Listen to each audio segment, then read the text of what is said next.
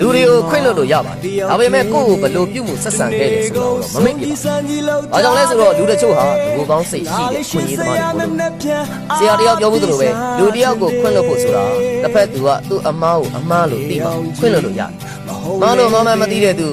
ကိုယ့်လုပ်ရက်ကိုနောင်တမရတဲ့လူကိုကြောင့်ခွင့်လွှတ်ရတယ်မဟုတ်ဘူး။ကြောခိုင်းရ။တယောက်ကိုခွင့်လွှတ်လိုက်ခြင်းဟာမိမိကိုမိမိလွတ်မြောက်စေတဲ့ထူပြီးတော့နည်းလမ်း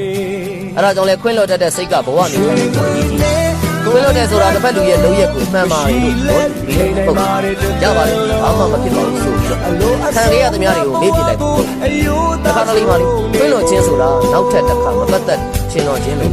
လိမ့်တယ်ကောက်ကြည့်ရတယ်ခါလေးတကယ်သူမှမသိတဲ့လူကိုခွင့်လွှတ်ရတာခွင့်လွှတ်ဖို့ထိုက်တယ်ပြောချင်တာတော့ကိုယ်အမှားကို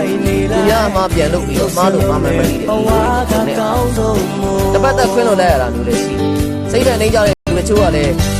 ကိုယ်စိတ်အမောင်းကိုပဲဝင်မခံမင်းနဲ့နင့်နာခံတဲ့ဒီတော့မှတစ်ဖက်ပြန်ပြီးတော့ကျေးဇူးတင်စီကြည့်တို့တို့ရဲ့လောက်ရက်ကလည်းခံပြင်းစရာကောင်းတယ်ခွင့်လွှတ်လိုက်ဆိုတာထက်လဲရှင်းနိုင်ကြောခိုင်းထားလိုက် You are inner peace matter သူများရှို့တဲ့အမိကြောင့်ကိုလောင်သွားဖို့လည်းအရေးကြီးမာရမန္တာတွေပြိုင်မငင်းနေစိတ်အကြည်စိတ်ပြက်တရားလောကကြီးမှာပြိုင်ပြီးငင်းဖို့မတန်နဲ့အများကြီးအဲ့ဒါကြောင့်ခွင့်လွှတ်လိုက်ပါလူတွေကိုခွင့်လွှတ်လို့ရပါတယ်ဒါပေမဲ့ကိုယ့်ကိုဘယ်လိုပြုမှုဆက်ဆံခဲ့လဲဆိုတော့မမေ့ဘူး။ဘာကြောင့်လဲဆိုတော့လူတချို့ဟာလူကောင်းစိတ်ရှိတယ်ခွင့်ရမှာဆရာတယောက်ပြောမှုသလိုပဲလူ